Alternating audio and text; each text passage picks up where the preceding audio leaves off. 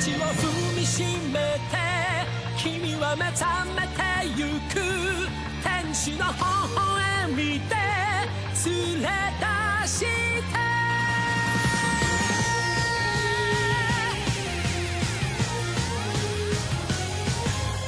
孤独でも一人じゃないさ生まれてきたことに必ず意味がある You can smile again 太陽浴びて You can fly away 世界は君の輝きを待ってる大地を踏みしめて君は目覚めてゆく天使の微笑みで連れ出して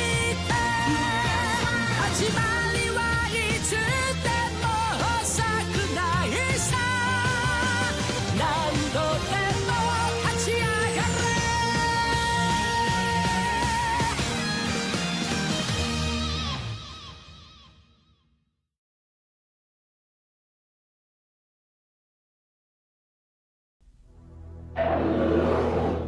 Mga nakasisindak na halimaw at kakaibang nilikha sa lapi at nakatagong kayamanan. Mga lugar na puno ng kadiliman at misteryo. Nababalot ng hiwaga ang mga mundong lingid sa ating kaalaman at may iilang natatanging nilalang na naaakit sa hiwagang yun. Sila ay kilala bilang mga hunter.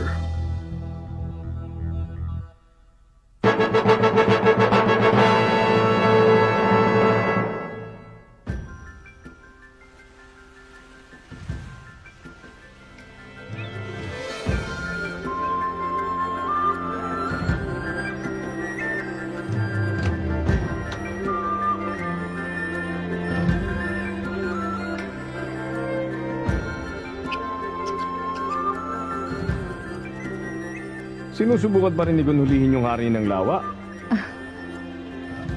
Oo. Araw-araw nga siya nakaabang sa lawa. Isang linggo nang walang humpay. Nangako ka kasi na pwede siya mag-hunter exam kapag nahuli niya yung hari ng lawa. Paano pag nagawa niya yun? Sira ka ba? Oh? Kung 5 mga lalaki nga hindi kayang hatakin ng halimaw ng isa pampang, ano pang pag-asa ng isang maliit at payat na bata? Ayaw lang siya payagan itong si Mito na mag-hunter exam kaya niya sinabi yon. Nalimutan mo na bang ganyang edad din yung tatay ni Gon nung nahuli niya yung hari ng lawa noon? Hindi mahuhuli ni Gon yun. Imposible.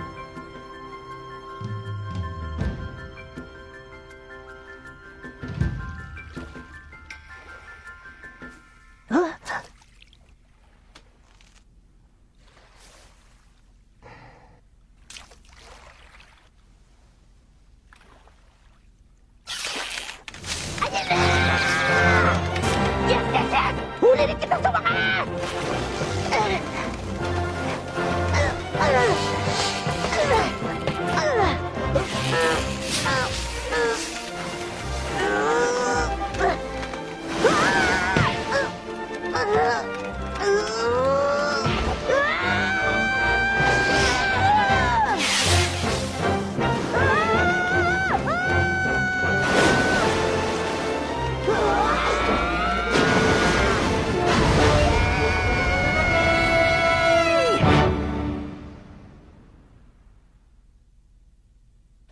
Ang laking huli niya!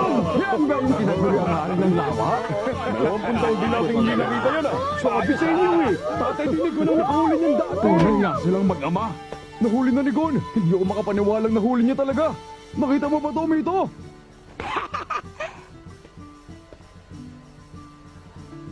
Tita Mito, kita niyo po, natupad po ang kondisyon yung hulihin ng hari ng lawa. Ibig sabihin nito, pwede na ako mag-hunter exam, di ba? Di ba?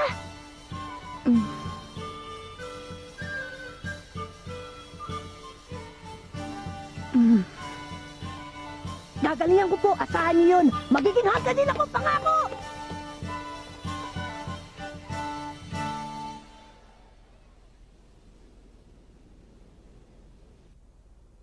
Siguro nga talagang nasa dugo nila yun, ano? Biruin mo, wala pang ibang nakahuli sa hari ng lawa mula nung nahuli yun ni Jin sa murang edad na 12 anyos. At ngayon, anak naman niyang si Gon na nakahuli sa edad na 12 anyos din. Pareho ang sigla at kislap ng mga mata nila, hindi ba? Magkatulad talaga sila. Alam mong wala na tayong magagawa. Wala na makakapigil sa kanya. Desidido ka na ba talaga? Opo, Hindi mo kailangan gawin to. Alam mo namang iniwan ka ng tatay mo nung musmus ka pa lamang para maging hunter siya, hindi ba? opo, alam ko. Mas pinili niyang maging hunter imbis na alagaan ka. Ang galing po nun, di ba? Huh? Importanteng trabaho kasi ang pagiging hunter, kaya niya po nagawa yun. Kaya gusto ko din. Hindi birong trabahong maging hunter, delikado yon. Palaging nasa panganib ang buhay mo. Anumang oras pwede kang mamatay. Naunawaan mo ba yon? Hindi po, Tita Mito. Pero gusto ko pong maintindihan. Gusto kong maging hunter para maunawaan ko ng lubos kung bakit yun ang piniling gawin ng tatay ko.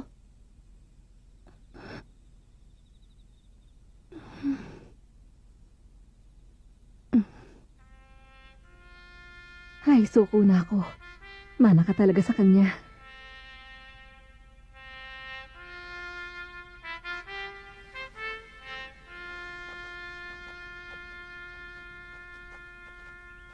Hindi ko kayo bibiguin, Tita Mito. Makakapasa ako sa exams at magiging hunter din ako. Basta ang gusto ko, makabalik ka dito ng ligtas. Kaya mo bang ipangako sa akin yun? Opo, pinapangako ko po. Pangakong binitiwan sa kaibigang hinliliit, ang hindi tumupad kakain ng siling pinitpit. At sabay, kiss! Chuuuup!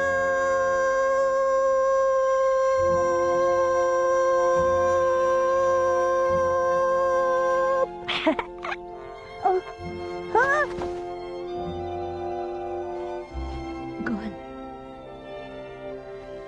Tita Mito, salamat po.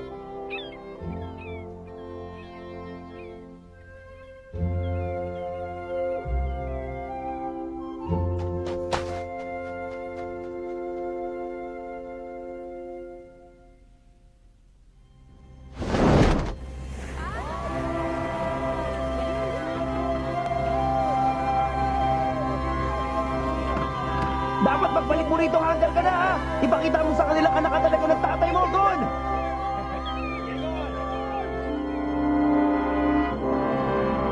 Pinapangako ko sa inyo! Magiging pinakamagaling na hunter ako sa buong mundo! At kapag naging number 1 na ako, babalik ako! Kaya hintayin niyo ang araw na yan!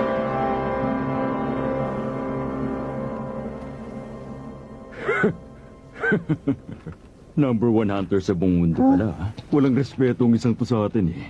Bawat taon, milyon-milyon mga aplikante mula sa iba't ibang sulok ng mundong sumusubok para makapasa sa hunter exam. Pero mabibilang mo lang sa daliri ng kamay mo nakakapasa. Kaya huwag kang pakasisiguro sa mga sinasabi mo, bata.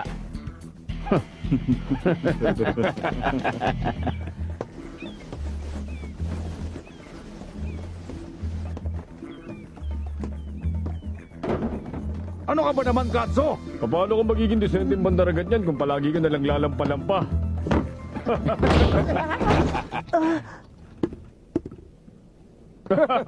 Hoy, bawal ang tutulog-tulog sa trabaho. Ano ba't ang iingay nyo? Balik na sa trabaho. Opo. Ikaw, hindi mo ba ako narinig? Huwag kang babagal-bagal. Kilos na. Opo, Kapitan. Sandali lang. Naiwan. Salamat.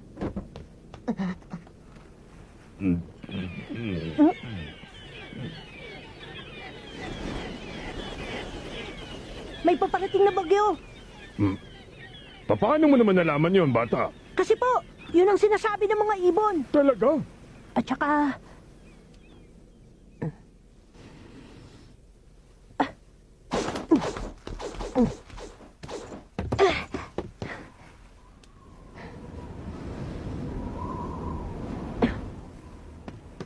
Hindi po basta bagyo, napakalakas na bagyo po!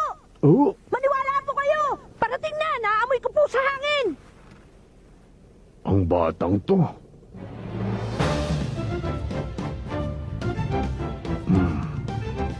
Ang mga matang yan, maaari kaya saang...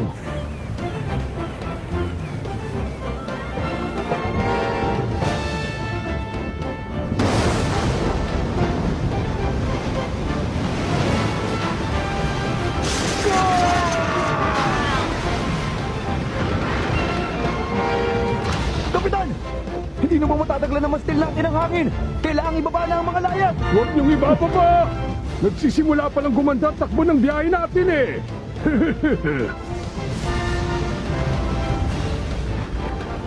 Kapit ng maigi! Totong liko sa kaliwa!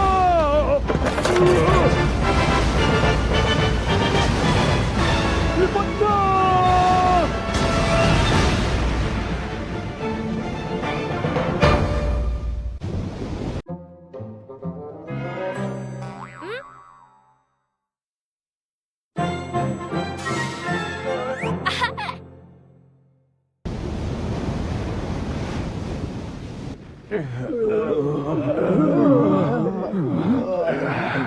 Wala naman palang sinabi sa akin yung bagyong yun eh.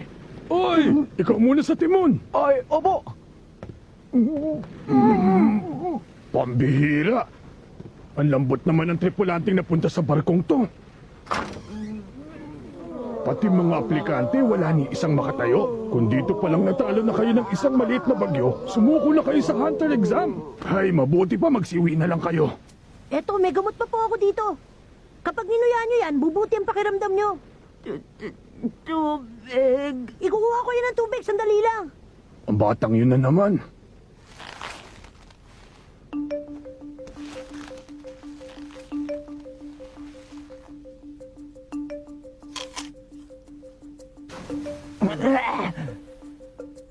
Ang asim naman naman sanas na to. Aba, mukhang may iilan din palang tigasin na naligaw dito sa barkong to ngayon ha. Makikiraan po. Heto na yung tubig. Maraming salamat. Ayan, sige. Inumin nyo na to.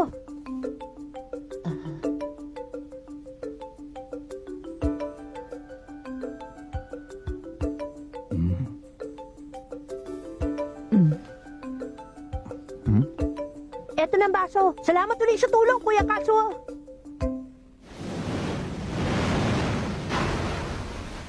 Bago ang lahat, kung maaari magpakilala muna kayong tatlo. Ako po si Gon. Ako, Kurapik ang pangalan ko. Ako lang naman si Leorio. Ngayon sabihin niyo nga sa akin, bakit niyo gusto maging hunter? Teka!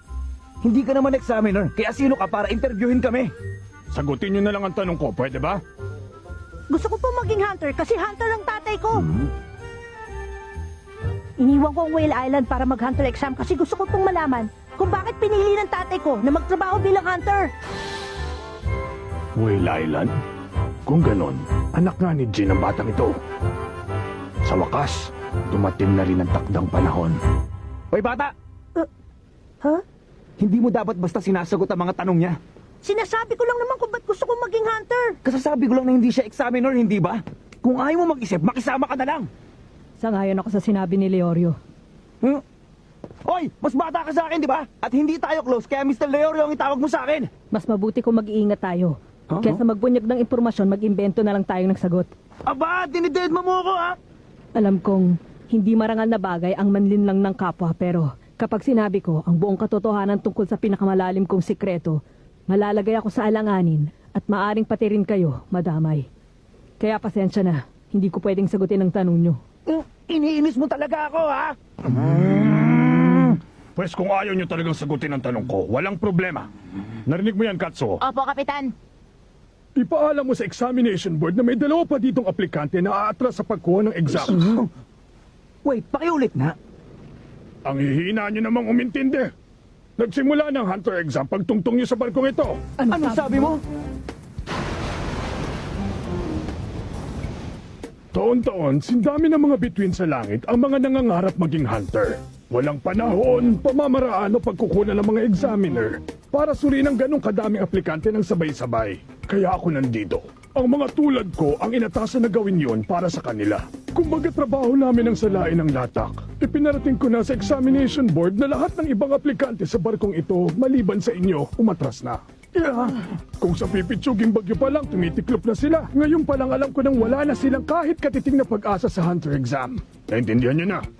Ang tsansa ninyong makausad sa aktual na exam ay nakasaralay sa akin at sa desisyon kong ipasa kayo o hindi. Kaya ang payo ko, pag-isipan ninyong mabuti ang isasagot niyo sa akin. Yun naman pala eh. Bakit kasi hindi niya nalang sinabi sa atin nung una pa lang? Ako ang natitirang huling miyembro ng angkan ng Kuruta. Ang buong angkan ko ay nilipol ng isang grupo ng mga kriminal 4 na taon nang nakakaraan. Isa lang ang layunin ko sa pagiging hunter, ang hanapin ng Phantom Gun. Kung ganon, hinahangad mo pala maging bounty hunter. Siguro naman alam mo na ang Phantom Gang ay may Class A bounty. Kahit ang mga pinakabiyasang hunter hindi sila magalaw, masasayang lang ang buhay mo pag tinarget mo sila. Hindi pagkamatay ang kinatatakutan ko, kundi ang posibilidad na maaaring sa paglipas ng panahon, ang galit sa puso ko ay unti-unting mawala ng alab. Sa madaling salita, ang gusto mo lang pala ay maghigante. Bakit ka nandito? Kailangan mo pa bang maging hunter para lang gawin ang bagay na yon? Sa lahat ng narinig kong lumabas sa bibig mo, Leorio, yan na sigurong pinakawalang kwenta. Sabi ng Mr. Leorio eh! Mga lugar na walang ibang may access kundi hunters. Huh? Mga sikretong impormasyon. At iba pang kalamangan. Siguro nga sadyang hindi talaga kayang iproseso ng mahina mong utak ang mga dahilang yun. Ginoong Leorio! Kaya po, ano po ba ang dahilan at gusto niyo maging hunter? Ako ba? Simple lang naman ang dahilan ko. Gusto ko ng pera. Kahit anong gusto mo, pwede mo pa sa'yo pag may tatong ka! Sarili kong palasyo! Magarang kotse! Mamahaling alak! Sayang lang hindi nabibili ng perang delikadesa, Leorio.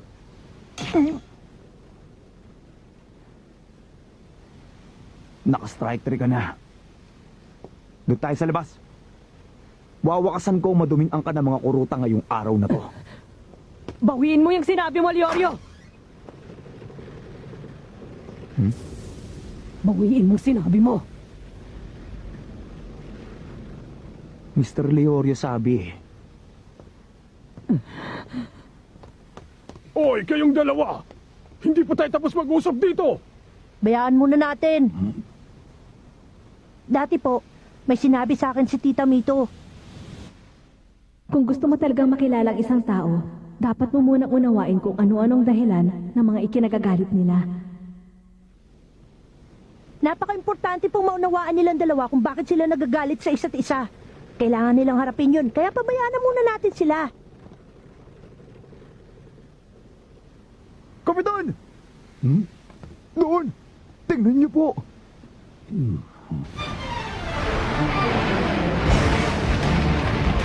Kapag natangay ng higanting ipo-ipong yan ang barko natin, wala na tayong ligtas. Ibaba niyo ang mga layag! Apo, Sama ko, tutulong ako. sige, sumunod ka sa akin. Doon ka! Ako nang bahala dito! Opo! Totally ko sa kanon! Sige lang, hila mo! Makakita na tayo ng ibuhin mo!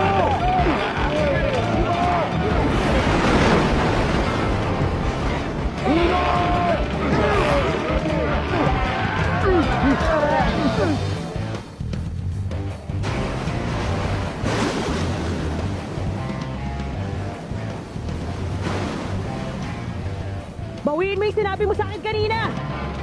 Bawiin mo ngayon din at patatawarin kita, Leorio! Ang tigas din talaga ng ulo mo, no? Ikaw ang unang nambastos sa akin. Kung akala mo nga atras ako, pues mali ka! Walang sisihan.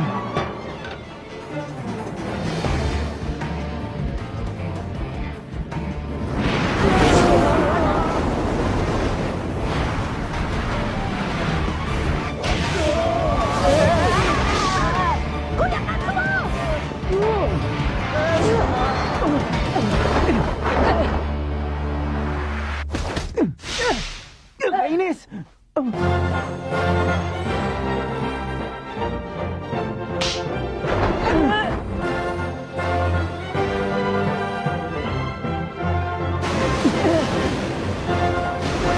Sabag natin hilahin! Ngayon na!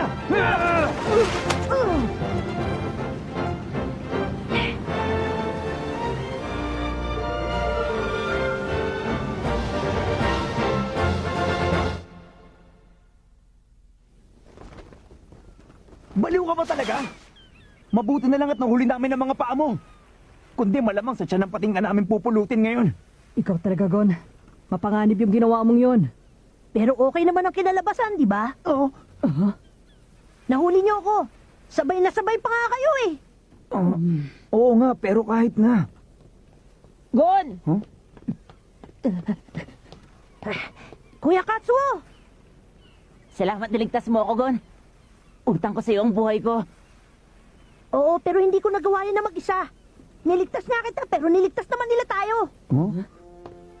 Maraming salamat po sa inyo. Wala yun, no? Huwag ka nang magpasalamat. Wala yun. Ang totoo, masaya kami at ligtas ka. Oo nga po. Salamat po uli. Sige, balik na ako sa estasyon ko. Ano na naman? Inamin kong bastos yung ginawa ko. Pasensya ka na sa akin, ha, Mr. Leorio. Ha? Bigla nagbagong ihip ng hangin. Masyadong formal. Ang sagwa, ibalik mo na lang sa Leorio. Pasensya ka na rin sa ginawa ko. Binabawi ko na lahat ng masasamang sinabi ko tungkol sa'yo. Di ko naman sinasadya eh. Okay lang, kalimutan mo na yun.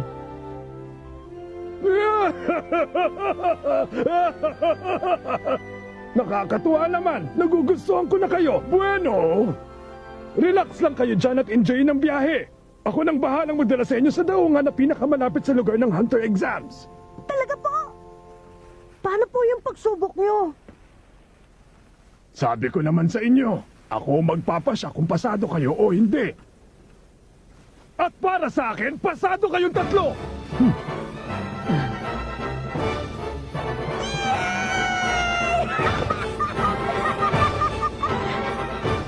At dito na nagsisimula ang pakikipagsapalaran ni Gon upang maging hunter tulad ng kanyang ama.